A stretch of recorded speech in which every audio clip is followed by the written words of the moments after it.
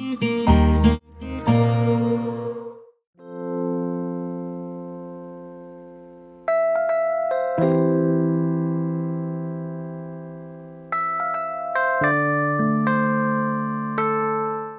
Charles berbicara dengan Paus Fransiskus pada 13 Oktober 2019 di hari kanonisasi Saint John Henry Newman di Kota Vatikan.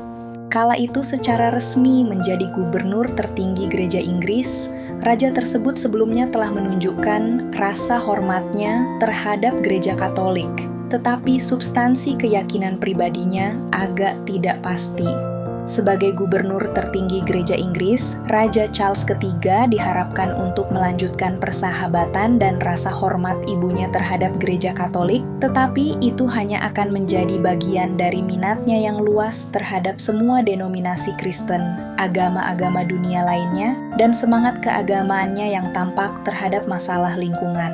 Raja Charles yang langsung naik takhta setelah kematian Ratu Elizabeth II pada 8 September 2022 dan ia dimahkotai pada 6 Mei 2023 di Westminster Abbey yang telah lama memiliki hubungan dekat dengan Gereja Katolik. Sebagai pewaris takhta, ia menghabiskan waktu bertahun-tahun mendukung Badan Amal Katolik serta sering berbicara atas nama orang Kristen yang teraniaya, termasuk bekerja dengan Badan Amal Catholic Aid to the Church in Need. Ia menyambut Paus Saint Yohanes Paulus II dalam kunjungan bersejarahnya ke Canterbury pada tahun 1982 dan telah melakukan banyak perjalanan ke Vatikan, termasuk bertemu dalam audiensi pribadi dengan Yohanes Paulus. Kedua, pada tahun 1985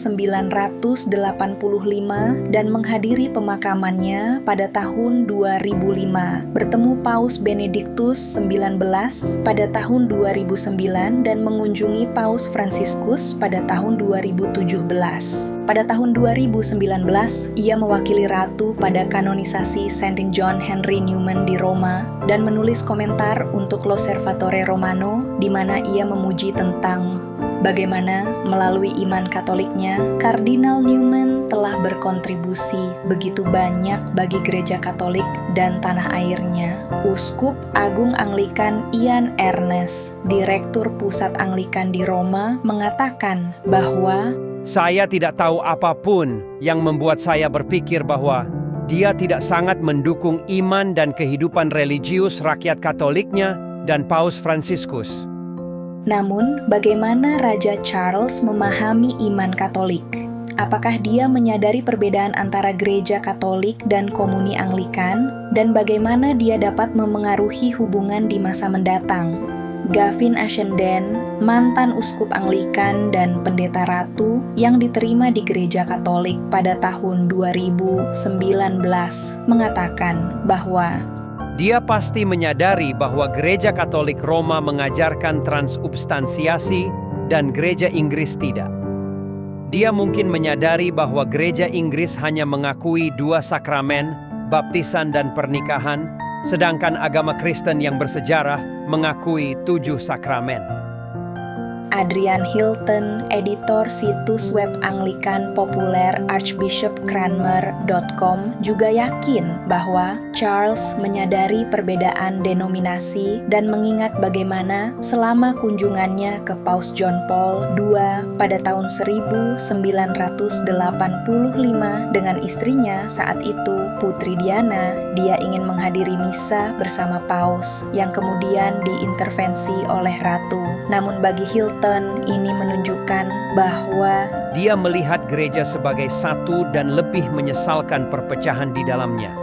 Dia jelas menyadari perbedaan sakramental dan ketegangan antar gereja, tetapi tidak melihatnya sebagai masalah utama keselamatan.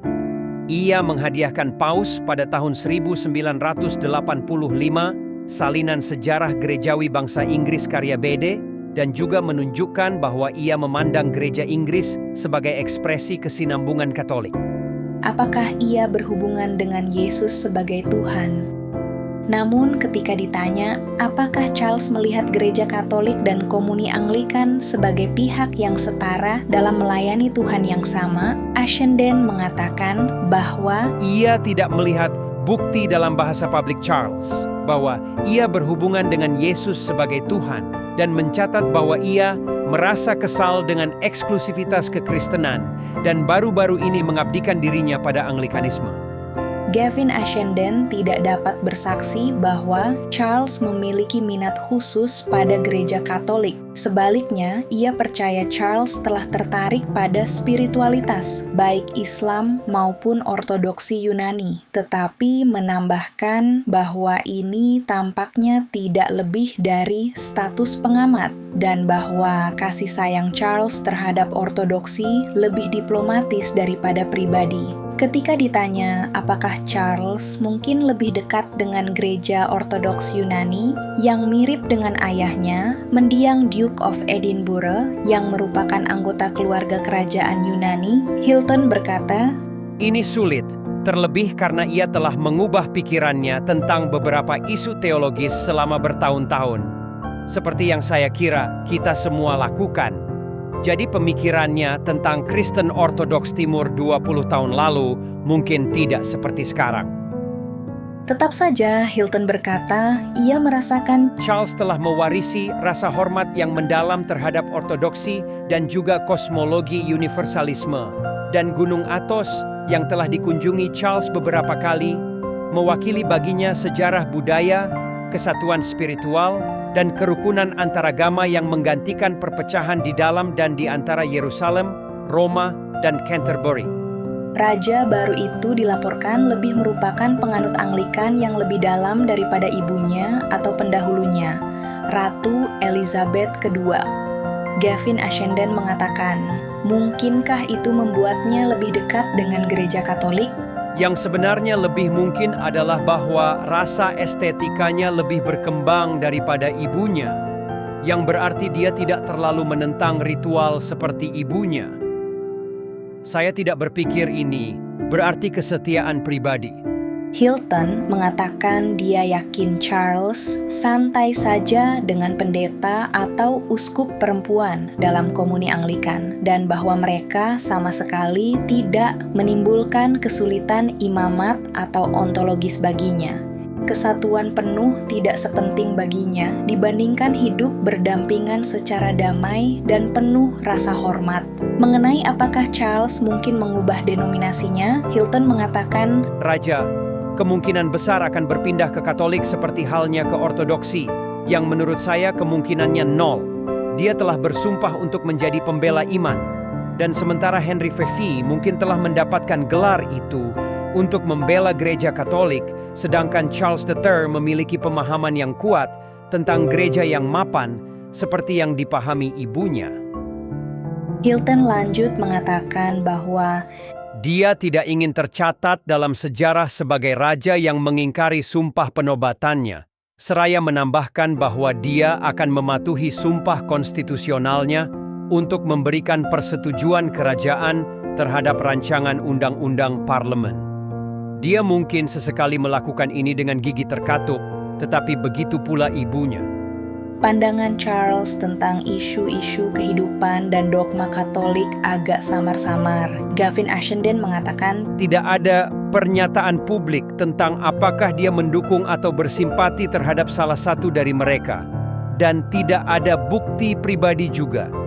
Ernest mengatakan, Dia tidak memiliki pengetahuan khusus tentang posisi raja di bidang-bidang ini. sementara Hilton melihat bahwa Charles mengambil pandangan pragmatis, Anglikan melalui media untuk menoleransi polaritas sambil bersimpati dengan pengalaman hidup nyata orang-orang. selain Raja Inggris menjadi pemimpin simbolis komunitas gerejawi alternatif bagi gereja Katolik, keluarga kerajaan Inggris memiliki hubungan yang panjang dan bersejarah dengan Freemasonry. Kakek Charles, Raja George VI, adalah seorang Mason yang bersemangat, dan ayah Charles, mendiang Duke of Edinburgh, diinisiasi ke dalam perkumpulan rahasia yang dikutuk oleh gereja Katolik, yang kabarnya bertentangan dengan keinginannya. Sepupu Ratu Elizabeth, Duke of Kent, terus menjadi kepala Freemason di Inggris. Masih belum jelas apakah Charles sendiri adalah seorang Freemason. Ia dilaporkan menolak tekanan perjalanan untuk bergabung di usia 20-an, tetapi tidak diketahui apakah ia terus menolak undangan tersebut di tahun-tahun terakhirnya. Hilton menjelaskan bahwa Apa yang Charles pahami dengan jelas adalah pemahaman mendiang ratu tentang peran dan tujuan utama gereja Inggris dalam konteks pluralis. Keterbukaan untuk memperlakukan semua agama secara sama terlihat jelas dalam pidato yang disampaikan Charles beberapa hari setelah ia naik takhta. berbicara kepada lebih dari 30 pemimpin agama, termasuk Kardinal Vincent Nichols dari Westminster pada 16 September, Raja menekankan pentingnya menghormati mereka yang mengikuti jalan spiritual lain, serta yang sekuler, dan menambahkan bahwa ia percaya ia memiliki tugas pribadi untuk melindungi keberagaman negara yang ia lihat sebagai diperintahkan oleh keyakinan saya sendiri. Raja Charles mengatakan bahwa saya seorang Kristen Anglikan yang taat, dan pada penobatan saya akan mengambil sumpah yang berkaitan dengan penyelesaian gereja Inggris. dan tetapi menambahkan bahwa ia juga berkomitmen untuk mempromosikan Kebebasan hati nurani, kemurahan hati, dan kepedulian terhadap orang lain yang bagi saya merupakan hakikat kebangsaan kita. Menurut Gavin Ashenden, yang lebih jelas daripada komitmennya terhadap pluralisme dan kebebasan beragama adalah kepedulian raja yang besar terhadap lingkungan yang lebih dekat di hati Charles daripada denominasi atau kepercayaan tertentu lainnya. Sebagai seorang pangeran, Charles sering mendukung proyek lingkungan globalis, dan pada tahun 2020 ia memberikan dukungannya kepada inisiatif Great Reset yang kontroversial dari Forum Ekonomi Dunia, sebuah visi utopis satu dunia global dan sekuler yang bertujuan untuk membangun kembali masyarakat setelah pandemi COVID-19 berdasarkan solidaritas yang lebih besar dan ekonomi yang lebih berkelanjutan. Dalam forum yang sama, ia menyerukan rencana Marshall untuk menyelamatkan lingkungan yang menurutnya akan menelan biaya triliunan, bukan miliaran dolar. Hilton mengatakan bahwa Ia yakin pandangan lingkungan Charles sejalan dengan agama Kristen, sejalan dengan pandangan Santo Fransiskus dari Assisi, dan berfokus pada perlindungan ciptaan untuk generasi mendatang, bukan pada penyembahan gaya.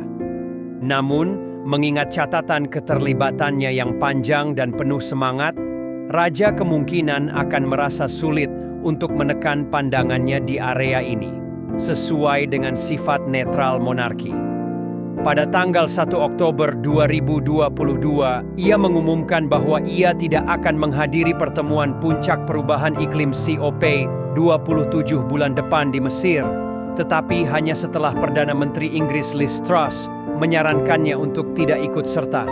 di samping dogma lingkungan, Ernest, Uskup Agung Anglikan, yakin bahwa Dalam hal dialog Katolik Anglikan, akan ada persahabatan dan rasa saling percaya selama monarki Raja Charles. namun pengaruh langsung dan tidak langsung apapun di area tersebut tidak mungkin terjadi. Ia meramalkan Mengingat peran Raja sebagai gubernur tertinggi, tidak melibatkan manajemen atau pengawasan kebijakan gereja Inggris dan Komuni Anglikan, dan tidak menyangkut doktrin dan tata tertib itu sendiri, tetapi merupakan posisi konstitusional yang melindungi kedudukan konstitusional gereja Inggris. Yang Mulia adalah pembela kuat kepercayaan dan peribadatan tradisional gereja Inggris, dan, seperti ibunya, adalah pelindung Prayer Book Society atau perkumpulan yang mempromosikan tata liturgi tradisional gereja Inggris tahun 1662. Raja telah mencatat tekadnya untuk mengikuti ibunya dalam melaksanakan tugasnya di bawah ilham Tuhan. demikian Inspired by Edward Pentin. Semoga kisah ini dapat menjadi inspirasi iman kita. Ingatlah untuk selalu tetap setia pada iman Katolik kita. Sampai jumpa lagi. Salam sukacita.